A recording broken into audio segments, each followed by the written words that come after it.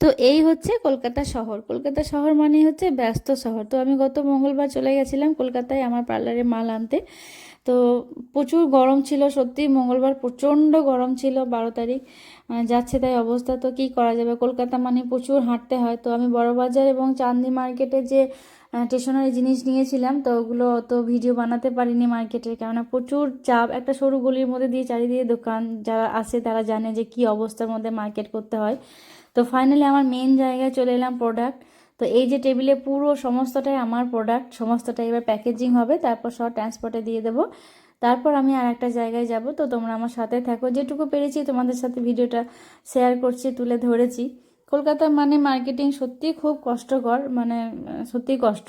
কারণ একদিনে প্রচুর মাল কেনার থাকে, এক মার্কেট থেকে অন্য মার্কেট যাওয়ার ব্যাপার থাকে, এবং এক মার্কেট থেকে অন্য মার্কেট যাওয়া মানে প্রচুর হাঁটার পথ, প্রচুর হাঁটার পথ। তো নিউ মার্কেট যেতে গিয়ে বড়বাজার থেকে বেশ হাঁটতে হয়েছিল, বেশ কষ্ট। আর নিউ মার্কেট যাওয়ার কারণ হচ্ছে শিলেদাস। আমার বড় মেয়ে বললো, মা একটু যদি সময় পাও তাহলে একটু শিলেদাস থেকে আমার জুতো এনো। তো মেয়ে যখন বলেছে করতে তো হবেই, কারণ আমরা মা বাবা তো সবসময় চাই ওদের জন্য কিছু করতে। ওরা কি করবে জানি না, কিন্তু আমরা যতটা পারবো ওদের জন্য করার চেষ্টা করব, তারপর যা হবে হবে।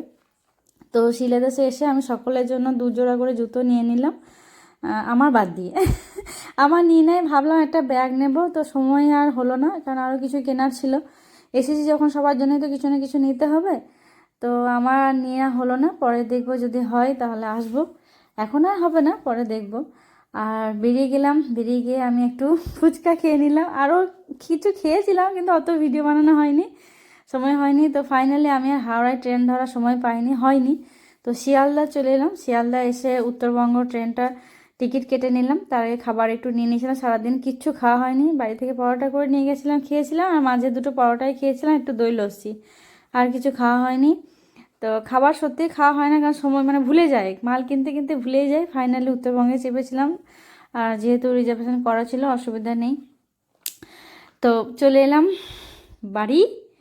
তো এই হচ্ছে কলকাতার মার্কেট, এই হচ্ছে কলকাতার শপিং, খুবই কষ্ট। তো এরপর আগামী দিন দেখা যাক কেমন লাগলো ভিডিওটা, জানিও কিন্তু। টাটা।